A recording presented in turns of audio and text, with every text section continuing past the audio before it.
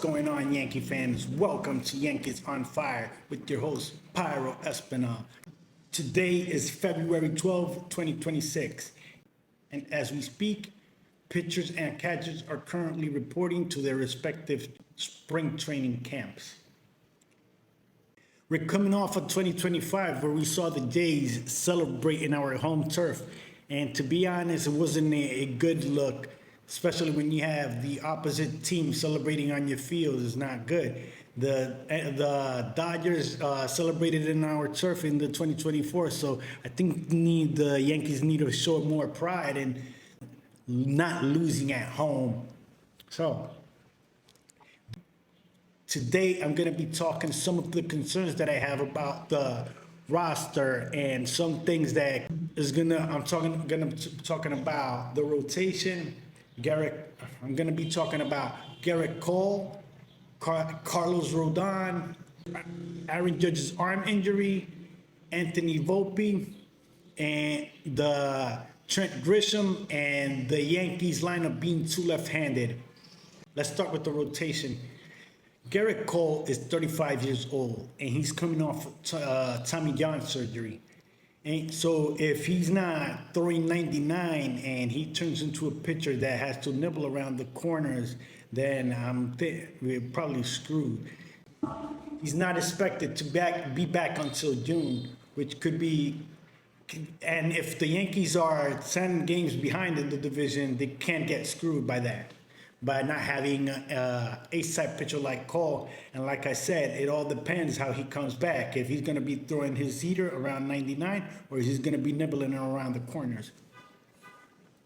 On the Carlos Rodon front, Carlos Rodon we've seen the story before. He was, when he came into on his, I believe it was his first or his second year in his first year from the Yankees, he was coming off an injury, and when he started the season, he was horrible on all kinds of level.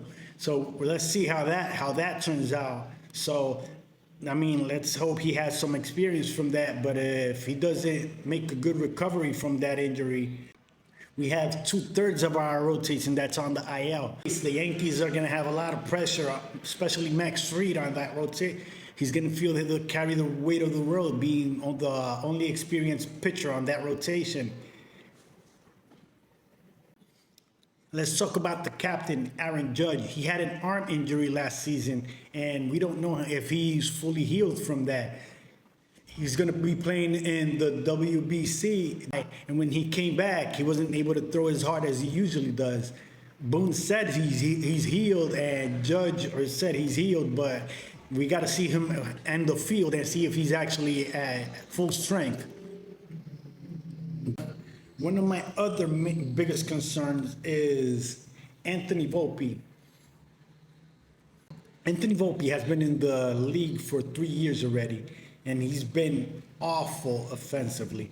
In his first year, he did have a 2020 season, but he was hitting in the low 200s. And it's not the offensive force the Yankees promised us.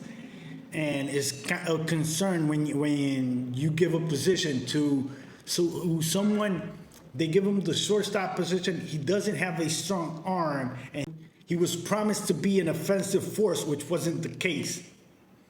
So let's see how they do this, because for now they have Caballero as the starting shortstop. So if Caballero is doing good when Volpe comes back, are they going to keep Caballero, or are they going to go back to their ways and putting Volpe in a position that he hasn't earned? Now here's a hidden nightmare for 2026. We're too left-handed. We have Bellinger, Grisham, Wells, Chisholm, Rice, and McMahon to be members of our everyday lineup. So that's too many left-handed hitters. They should try to find a right-handed bat to complement their lineup. I'm also worried about Austin Wells. This is going to be the first year that they're going to be using the ABS. That's the automatic balls and strike system. And he was pretty good behind the plate. But one of his biggest attributes as a player is being a good framer. But if the when the ABS comes into play, that has zero value to the team. So he's going to have to head for a higher average and not hitting in the low 200s. And he was also promised to be an offensive force, and that to need him to be a better hitter, and especially now that they're not going to be able to use his framing abilities. And he's also going to be playing for the Dominican Republic in the World Baseball Classic, which means he's going to be out for some time. Now, one of my biggest concerns this year is the Trent Grisham front.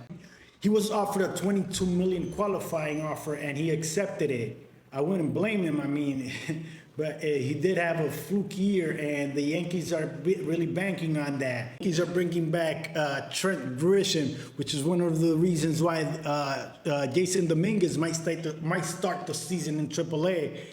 On my final thoughts, on the previous episode, I was talking about how excited I was about the Yankees season. And on this one, I'm talking about my concerns. And to be honest, it can be either or, because in baseball, you can't actually predict this kind of things.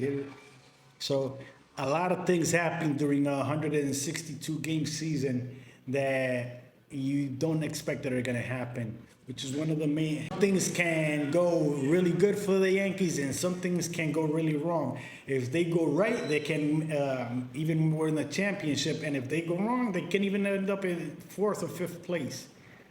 So, especially now, because some of the Jays made improvements, and the Orioles made improvements. The Red Sox